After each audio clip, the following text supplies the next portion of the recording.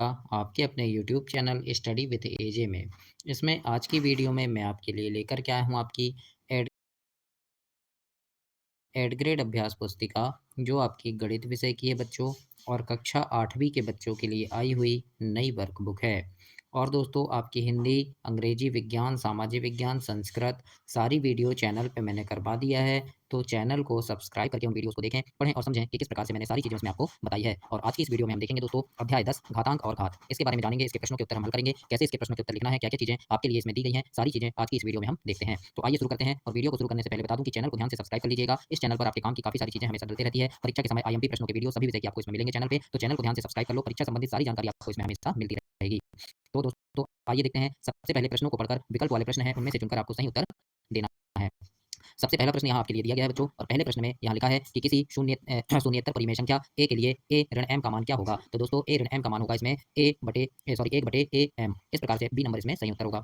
दूसरा देखते हैं, प्रश्न है एक्स कोई शून्येतर पूर्णांक है और एम एन कोई पूर्णांक है, तो एक्स एम गुणा एक्स एन का मान क्या होगा। तो दोस्तों, एक्स एम गुणा एक्स एन का मान क्या हो जाएगा, दोनों में एक्स है तो एक एक्स लिख देंगे और जो घात है वो जुड़ जाती है, तो एम धन एन इस प्रकार से होगा, और ये लिखा है बी नंबर में। तो इस प्रकार से आप प्रश्न नंबर दूसरा को ऐसे हल करेंगे।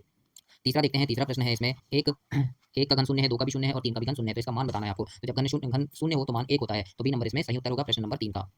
आगे देखते हैं प्रश्न नंबर चौथा, और चौथे प्रश्न में आपके लिए यहाँ पर दिया है, प्रश्न पूछा है कि पृथ्वी का द्रव्यमान 5.97 गुणा 10 की घात 24 केजी है, यानी किलोग्राम है, और चंद्रमा का द्रव्यमान 7.35 गुणा 10 की घात 22 केजी है। दोनों का कुल द्रव्यमान क्या होगा। तो दोनों को हमें जोड़ना है, और दोनों का कुल द्रव्यमान जो होगा वो होगा 604.35 गुणा 10 की घात 22 केजी। तो इस प्रकार से आप इसमें करेंगे, कैसे जोड़ते हैं ये भी आगे मैं गणित में आपको इसमें बताऊंगा। पांचवा प्रश्न देखते हैं, प्रश्न नंबर 5 में इसमें लिखा है किसी शून्येतर पूर्णांक x के लिए x की घात 5 भागित x की घात 13 का मान क्या होगा। तो दोस्तों, जब मैंने बताया था कि जब सेम हो तो घातें क्या हो जाती है, घट जाएगी, तो इसका सही उत्तर होगा एक बटे x की घात 8, यानी 13 में 5 घटाएंगे तो क्या होगा, 8 होगा। तो जब वो समान है तो x लिखेंगे और घात 8 होगा, अब बटे में कुछ नहीं है तो 1 बटे x की घात 8 हो जाएगा। तो डी नंबर ये सही उत्तर होगा। तो इस प्रकार से आप 5 तक इसे ऐसे हल करेंगे और लिखेंगे। अब हम देखेंगे नीचे दिए गए प्रश्नों को हल करना है आपको। प्रश्न नंबर 6 आपसे यहाँ पूछा है मानक रूप में व्यक्त करना है। जैसे पहला प्रश्न है 0.000078, इसको मानक रूप में लिखना है। तो मानक रूप में हम लिखेंगे इसे 7.8 गुणा 10 की घात 6। तो ऐसे क्यों लिखेंगे, तो देखो 7 8 है तो 7.8 लिखे गुणा 10 की घात 6 क्यों लिखे, ऋण 6 क्यों लिखे, तो देखो 1 2 3 4 5 6, कुल संख्या कितनी है 6, और संख्या किधर गई है पीछे, शून्य किधर लगा है पीछे लगा है, इसलिए हम इसमें ऋण 6 लिखेंगे, है ना। अब इसी प्रकार दूसरा है यहाँ पर, तो दूसरा में देखो क्या हुआ, ये 637 है तो 6.37 लिखे, और देखो 1 2 3 4 और 5 शून्य है, और शून्य इसमें 637 के पहले लगा है, इसलिए यहाँ ऋण 10 की घात ऋण 5 होगा। तो इस प्रकार से आपको प्रश्न नंबर 6 को हल करना है और अपनी वर्कबुक में लिखना है दोस्तों। आगे देखते हैं प्रश्न नंबर 7। सातवें प्रश्न में यहाँ आपके लिए लिखा है निम्न संख्याओं को सामान्य रूप में व्यक्त करो। अभी हमने उसको क्या किया था, अभी हमने किया था मानक रूप में, अब ये मानक रूप में लिखा है, इसको सामान्य रूप में लिखना है। तो देखो यहाँ पर 10 की घात 6 है, ऋण 6 होता तो हम क्या लिखते, इधर पे शून्य लगाते, है ना, लेकिन ऋण 6 नहीं है, 6 है, इसलिए शून्य आगे लगेगा, है ना। 4.21 है तो 421 लिखे, और 10 की घात 6 है ना, तो क्या हो गया 1 2 3 4, ये 4 शून्य लगा, क्यों लगा, 6 क्यों नहीं लगा, तो देखो 421 है, दशमलव के बाद गिनेंगे, दशमलव के बाद ये देखो 1 2 हो गया, ये दो संख्या हो गई, तो ये 1 2 गिन ली हमने, और फिर उसके बाद 3 4 5 6, तो 10 की घात 6 ये हो गया। तो 4 4 क्या है, दशमलव के पहले है, इसलिए 4 को हम नहीं गिने, 4 के बाद गिनेंगे 6 संख्या इधर आएगी, इसलिए 10 की घात 6 होगा। तो पूरी संख्या गिनेंगे, 4 दशमलव के इधर है तो 4 को नहीं गिनेंगे, फिर 1 2 21 लिखा है तो 1 2 ये हो गया, और उसके बाद 6 संख्या तक लेना है तो 3 4 5 6, तो 4 शून्य और लगाएंगे हम। तो इस प्रकार से आप इसमें लिखेंगे पहला को। दूसरा है 3 गुणा 10 की घात ऋण 8। अब देखो 3 है, 10 की घात क्या है, ऋण 8 है, ऋण है इसलिए इधर लगेगा 1 2 3 4 5 6 7 और ये 8, है ना। तो इस प्रकार से आपको समझ आया होगा। प्रश्न नंबर 6 और 7 को ऐसे करना है, आप अपनी कॉपी में बार-बार करके देखेंगे तो आपको जरूर से ये सारी चीजें बनेगी।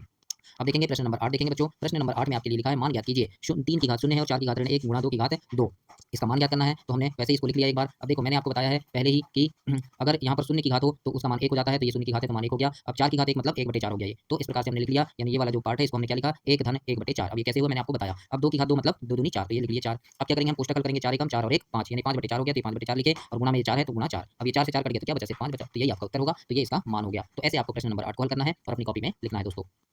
आगे देखेंगे प्रश्न नंबर 9। और इससे पहले बता दूं दोस्तों कि चैनल को ध्यान से सब्सक्राइब कर लेना। आपकी तिमाही, छमाही और वार्षिक परीक्षा के समय चैनल पे मैं काफी सारे वीडियोस लेकर के आता हूं, जिसमें आपकी परीक्षा में आने वाले महत्वपूर्ण प्रश्न होते हैं, जिन्हें पढ़ करके आप परीक्षा में काफी अच्छे नंबर ला सकते हैं। तो उन सभी चीजों को देखने के लिए, उन सभी प्रश्नों को पढ़ने के लिए चैनल को ध्यान से सब्सक्राइब कर लीजिएगा, ताकि समय पर आपको सारी चीजें मिल सके। आइए देखते हैं प्रश्न नंबर 9 है, लिखा है सरल कीजिए। इसमें लिखा है 2 की घात ऋण 3 गुणा 4 की घात ऋण 1 धन 2 की घात 6। इसको आपको सरल करना है बच्चों। तो 2 की घात ऋण 3 इसको हम लिख सकते हैं 1/2 की घात 3, तो ये हमने लिख लिया, है ना। फिर उसके बाद 4 की घात ऋण 1 है, इसको हम लिख सकते हैं 1/4 की घात 1, है ना। तो इस प्रकार से हमने लिख लिया। अब भागित है 2 की घात 6, तो इसको हम लिखेंगे 2/1 की घात 6। तो इस प्रकार से हमने ये लिख लिया इसको। अब हम इसको हल करेंगे तो 1/2 की घात 3 हो गया ये, गुणा 1 अब ये 4 है तो 4 को हम 2 का वर्ग लिखेंगे, तो 2 का वर्ग ये हमने लिख दिया, तो ये 2 का वर्ग हो गया, 2 दूनी 4 होता है। अब इसी प्रकार ये 2/1 की घात 6, तो हम इसको लिख देंगे 1/2 की घात 6, ये लिख दिया हमने। तो इस प्रकार से हमने यहाँ पर ये लिख दिया इसको। अब क्या है देखो, यहाँ पर कितनी है घात, ये देखो हर समान हो गया, हर समान करना है हमको, तो यहाँ पर भी 2 है हर, यहाँ पर भी 2 है और यहाँ पर भी 2 है। तो मैंने बताया है कि हर समान हो तो एक हर को लिखेंगे और घातों को जोड़ देंगे। तो ऊपर देखो अंश 1 1 1 है तो 1 लिख दिया हमने। अब हर में देखो यहाँ भी 2 है, यहाँ भी 2 है, यहाँ भी 2 है, तो नीचे भी 1 2 लिख दिए और घात जुड़ जाएगी। यहाँ 3 घात है, यहाँ 2 घात है और यहाँ घात 6 है, तो तीनों को हम जोड़ देंगे, 3 2 और 6, ये पूरे को जोड़े तो क्या आ गया, 1/2 की घात क्या आ गया 11। तो ये 1/2 की घात 11 आ गया, और 1/2 की घात 11 मतलब 2 की घात ऋण 11 होता है ना। अगर ऋण का चिन्ह देखो, 2 मान लो 2 की घात ऋण 11 लिखा है, ऋण का चिन्ह हटाएंगे तो क्या हो जाएगा, 1/2 की घात हमको 11 लिखना पड़ेगा, तो ऋण का चिन्ह हट जाएगा, 1 लिख दिया ऊपर तो ऋण का चिन्ह हट गया, और 1 को हटाना है तो सिर्फ 2 की घात ऋण 11 हो जाएगा। तो इस प्रकार से आपको प्रश्न 9 को हल करना है बच्चों। तो ऐसे आप इसे अपनी वर्कबुक में कंप्लीट करेंगे, जैसे यहाँ मैंने समझाने के लिए बताया है, उसी प्रकार आप यहाँ पर इसे देख सकते हैं। तो ऐसे आपको प्रश्न नंबर 9 को लिखना है।